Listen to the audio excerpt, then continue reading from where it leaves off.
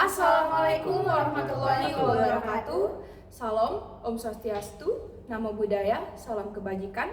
Selamat pagi Bapak Made Wijana STMT. Perkenalkan, kami dari kelompok 4 dengan saya absen 2 Dwi Komalasari.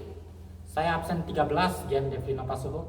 Saya absen 15 Desi Adila Putri Wijaya. Saya absen 16 Lucia Intan Pratiwi.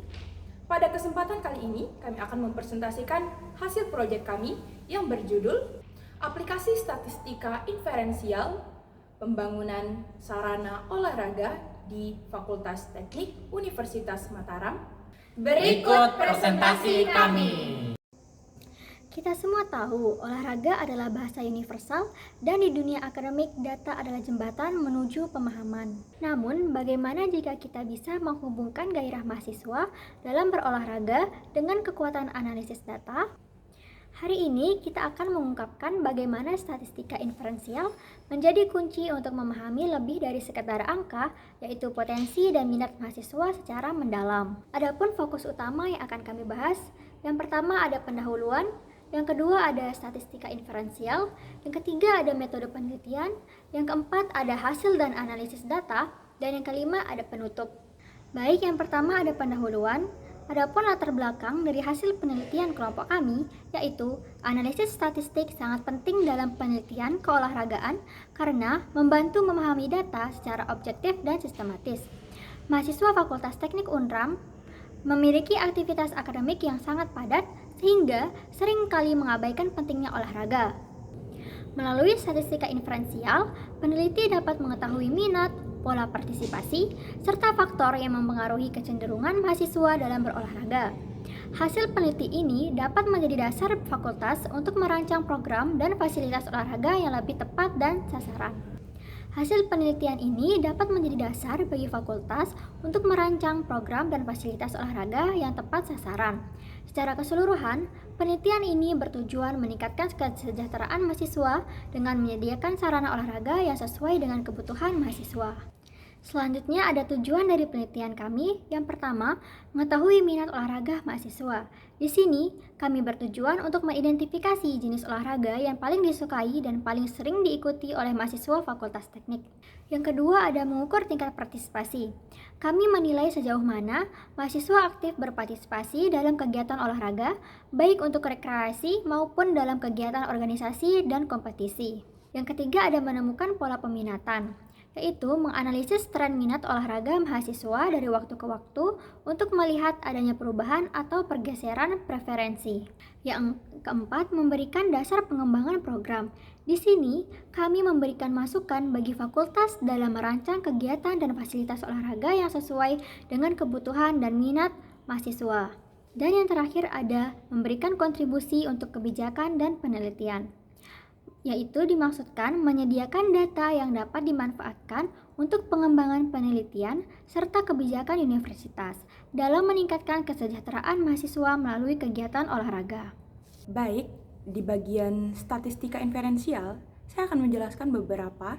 Yang pertama ada pengertian statistika inferensial yang dimana kita tahu dia ini adalah cabang statistika yang digunakan untuk menarik kesimpulan dari data, sampel, menuju populasi yang lebih besar. Nah, kita nggak perlu mengecek seluruh populasi, cukup mengambil sampel sebagian data.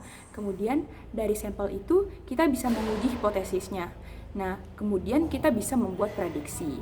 Nah, intinya statistika inferensial itu membantu kita memahami fenomena yang lebih luas. Nah, nggak hanya dengan menggunakan data yang terbatas. Yang kedua, ada jenis-jenis statistika inferensial. Nah, statistika inferensial ini dibagi menjadi dua. Nah, yang pertama ada statistika parametrik. Nah, statistika parametrik itu metode yang digunakan ketika data itu memenuhi syarat tertentu. Misal, data itu berdistribusi normal. Nah, yang kedua ada statistika non-parametrik. Nah, statistika non-parametrik ini digunakan ketika data itu tidak memenuhi syarat-syarat khusus. Nah, dia itu lebih fleksibel. Jadi, intinya pemilihan jenisnya ini tergantung dari kondisi data yang kita punya. Nah, yang ketiga itu ada estimasi parameter. Nah, kita baru belajar nih minggu kemarin tentang estimasi parameter. Nah, estimasi parameter ini proses menaksir nilai sebenarnya dari populasi berdasarkan data sampel. Nah, karena nilai asli populasi ini tidak bisa diketahui langsung, nah kita menggunakan metode estimasi untuk mendekatinya. Nah, estimasi ini bisa berupa estimasi titik, yaitu mencari rata-rata, atau estimasi interval yang memberikan rentang nilai yang mungkin menjadi nilai sebenarnya. Nah, di mana agar hasil estimasi itu bisa dipercaya, nah penduga ini harus memiliki beberapa ciri. Nah, yang pertama itu tak bias, di mana rata-ratanya hasil estimasinya sama dengan nilai sebenarnya. Artinya tuh tidak melenceng. Nah, yang kedua ada efisien. Nah, di mana dia itu penduga yang baik itu memiliki variasi yang kecil sehingga hasilnya itu lebih konsisten. Nah, yang ketiga, dia itu ada yang namanya konsisten. Nah, ketika sampelnya itu diperbesar, maka penduganya akan semakin mendekati nilai parameter sebenarnya. Nah, ciri-ciri ini akan membuat sebuah penduga itu bisa dianggap berkualitas. Oke, yang terakhir, yang kelima ada menduga nilai parameter. Nah, menduga nilai parameter ini bisa dilakukan dengan dua cara, yaitu penduga titik dan penduga interval. Nah, penduga titik, dia itu menggunakan satu nilai sebagai hasil estimasinya, seperti menghitung rata-rata sampel untuk mewakili rata-rata populasi. Nah, yang kedua ada penduga interval. Nah, penduga interval ini memberi batas bawah dan batas atas suatu nilai. Nah, sehingga kita dapat tahu rentang yang memungkinkan memuat parameter yang sebenarnya dengan tingkat kepercayaan tertentu. Nah, penduga interval ini biasanya dianggap lebih informatif karena tidak hanya memberi satu angka, tetapi juga tingkat ketidakpastian. Fokus utama selanjutnya adalah metodologi penelitian. Nah, di sini ada yang namanya alur penelitian. Pada bagian ini, saya akan menjelaskan alur atau langkah-langkah yang kami lakukan dalam proses penelitian. Yang pertama, kami mulai dengan mendefinisikan populasi penelitian, yaitu kelompok besar yang menjadi sasaran utama penelitian kami. Populasi ini penting dia supaya penelitian kami memiliki arah yang jelas. Nah, yang kedua, kami menentukan kerangka sampel, yaitu di mana daftar atau kelompok yang mungkin kami ambil sebagai sampel. Nah, kerangka ini itu memastikan bahwa sampel yang dipilih itu benar-benar mewakili populasi. Yang ketiga, kami memilih teknik sampling atau metode penentuan sampel. Nah, teknik ini digunakan agar sampel yang diambil tidak bias dan dapat mencerminkan kondisi populasi secara akurat. Yang keempat, kami melakukan proses sampling sesuai teknik yang dipilih, yaitu pengambilan data dari responden yang masuk dalam kriteria. Yang kelima, setelah data terkumpul, kami melakukan pengecekan ulang untuk memastikan tidak ada kesalahan atau data yang kurang. Langkah ini penting agar hasil penelitian lebih valid dan dapat dipertanggungjawabkan. Yang selanjutnya ada penjelasan tentang deskripsi, lokasi, objek, dan pendukung penelitian. Nah, lokasi dan objek penelitian, kami di sini menggunakan Google Forms sebagai media pengumpulan data. Kegiatan ini berjudul Kuesioner Minat Olahraga Mahasiswa Fakultas Teknik Universitas Mataram. Nah, penelitian ini dilakukan mulai dari Rabu 18 Oktober 2025 pukul tepatnya 13.00 WITA sampai dengan Jumat 25 Oktober 2025 tepatnya pukul 15.00 WITA. Sehingga total durasi penelitian kami adalah 7 hari 2 jam. Dari sisi peralatan, kami hanya membutuhkan perangkat yang simpel, yaitu laptop dan alat tulis atau ATK. Dan target penilaian kami sebenarnya adalah 100 mahasiswa atau mahasiswi yang kami pilih sebagai responden. Tetapi di sini kami hanya mendapatkan 81 mahasiswa-mahasiswi sebagai responden. Nah, penelitian ini dilaksanakan oleh kami kelompok 4 sebagai tim pelaksana. Berdasarkan prodi, kami mendapatkan total sampel sebanyak 81 dari mahasiswa Fakultas Teknik, di mana pada teknik sipil kami mendapatkan 13 mahasiswa, pada teknik informatika kami mendapatkan 10 mahasiswa, pada arsitektur kami mendapatkan 12 mahasiswa, pada teknik industri kami mendapatkan 18 mahasiswa, pada teknik elektro kami mendapatkan 18 mahasiswa, pada teknik mesin kami mendapatkan 10 mahasiswa. Berdasarkan jenis olahraga yang diminati, jogging terdapat 17 mahasiswa, bulu tangkis 20 mahasiswa, renang 8 mahasiswa, voli 6 mahasiswa, basket 8 mahasiswa, futsal 11 mahasiswa, lari 1 mahasiswa, e-sport 3 mahasiswa, kalistenik dan angkat beban 1 mahasiswa, karate 1 mahasiswa, gym 1 mahasiswa, bersepeda 3 mahasiswa, catur 1 mahasiswa. Berdasarkan intensitas peminat, terdapat intensitas peminat jarang 37 mahasiswa, 1 kali seminggu 17 mahasiswa, 2-3 kali seminggu 21 mahasiswa, setiap hari 6 mahasiswa. Kemudian berdasarkan alasan memilih olahraga, terdapat 51 mahasiswa memilih olahraga karena menyenangkan, 15 orang mahasiswa memilih karena menjaga kebugaran, 9 mahasiswa memilih karena mudah dilakukan, 4 mahasiswa memilih karena fasilitas tersedia, 2 mahasiswa memilih karena banyak teman yang mengikutinya. Kemudian berdasarkan tanggapan terhadap fasilitas yang tersedia, terdapat 17 mahasiswa menyatakan fasilitas yang tersedia sudah memadai, 26 mahasiswa menyatakan belum memadai, dan 38 mahasiswa menyatakan cukup memadai. Semua data ini sudah kami lengkapi dengan diagram batang dan diagram lingkaran. Pada analisis data, kami menghitung interval kepercayaan 95% untuk proporsi populasi. Mahasiswa dengan tingkat minat olahraga rendah yang kami dapatkan sebanyak 45,7%. Di sini kami akan menggunakan formula interval kepercayaan untuk proporsi dijabarkan sebagai berikut, di mana A merupakan jumlah mahasiswa dengan tingkat minat setiap hari, B jumlah mahasiswa dengan tingkat minat 2-3 kali seminggu, C jumlah mahasiswa dengan tingkat minat 1 kali seminggu, dan D merupakan jumlah mahasiswa dengan tingkat minat jarang. Dengan P topi merupakan proporsi sampel, Z merupakan nilai kritis yang sesuai dengan tingkat kepercayaan dalam distribusi normal standar, dan N kecil merupakan ukuran sampel.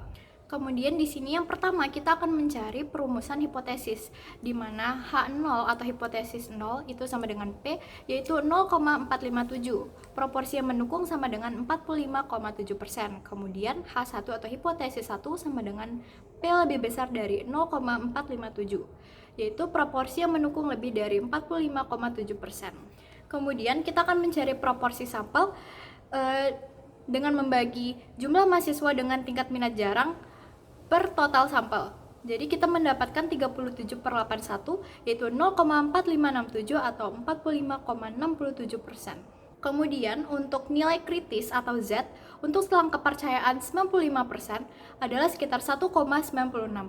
Nilai ini dapat ditemukan di tabel distribusi normal standar. Kemudian untuk total sampel yang kami dapatkan sebanyak 81. Kemudian untuk standar deviasi sampel atau tau, kami menggunakan rumus akar P topi dikali 1 min P topi per N. Berdasarkan rumus yang kami jabarkan, kami mendapatkan hasil sebesar 0,0547. Kemudian untuk margin of error atau MOE, kami menggunakan rumus Z dikali tau, sehingga berdasarkan rumus tersebut kami mendapatkan hasil sebesar 0,103292. Pada interval kepercayaan untuk P sama dengan 0,457, kami menggunakan rumus P topi plus minus Z alfa per 2 kali tau. Kemudian kami menjabarkan dijabarkan P topi kurang Z alfa per 2 kali tau kurang dari sama dengan P kurang dari sama dengan P topi ditambah Z alfa per 2 dikali tau.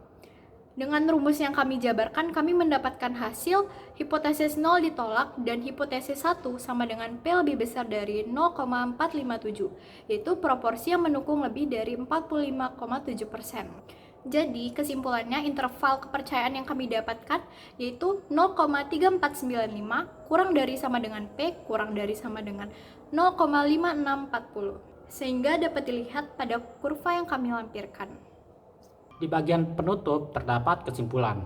Kesimpulan kami dari berbagai analisis data dan penerapan metode statistik inferensial yang kami lakukan, yaitu kami dapat menyimpulkan bahwa mahasiswa Fakultas Teknik Universitas Mataram memiliki minat yang cukup tinggi, terutama pada olahraga yang melibatkan tim seperti futsal, voli, dan basket. Partisipasi mereka dipengaruhi juga oleh ketersediaan waktu luang, fasilitas yang memadai, serta motivasi menjaga kebugaran. Analisis ini juga menunjukkan hubungan yang sangat signifikan antara partisipasi olahraga dengan jenis kelamin dan tingkat semester, di mana mahasiswa semester awal cenderung lebih aktif. Selain itu, mayoritas mahasiswa juga menilai bahwa fasilitas olahraga masih belum cukup memadai sehingga diperlukan adanya peningkatan. Oleh karena itu, pengembangan dan prioritas pembangunan sarana olahraga menjadi hal yang sangat penting untuk mendukung kesejahteraan dan produktivitas mahasiswa. Adapun pula saran, yakni hasil penelitian ini memberikan beberapa rekomendasi, yaitu Fakultas Teknik harus menjadikan temuan ini sebagai dasar pembangunan atau perbaikan sarana olahraga yang sesuai dengan kebutuhan mahasiswa. Sementara pihak universitas diharapkan memberikan dukungan anggaran dan kebijakan strategis untuk program olahraga yang lebih berkelanjutan. Mahasiswa juga disarankan lebih aktif memanfaatkan fasilitas yang ada serta menyadari pentingnya olahraga sebagai bagian dari gaya hidup yang sehat. Penelitian selanjutnya dapat diperluas dengan menambah variabel seperti motivasi intrinsik, tingkat stres akademik, dan pengaruh lingkungan sosial. Selain itu, penggunaan analisis semakin akurat dan bermanfaat sebagai dasar pengambilan keputusan. Demikian presentasi yang dapat kami sampaikan. Kami berharap presentasi ini dapat memberikan kontribusi nyata dalam pengembangan fasilitas olahraga di Fakultas Teknik Universitas Mataram. Sekian, terima kasih. Wassalamualaikum warahmatullahi wabarakatuh.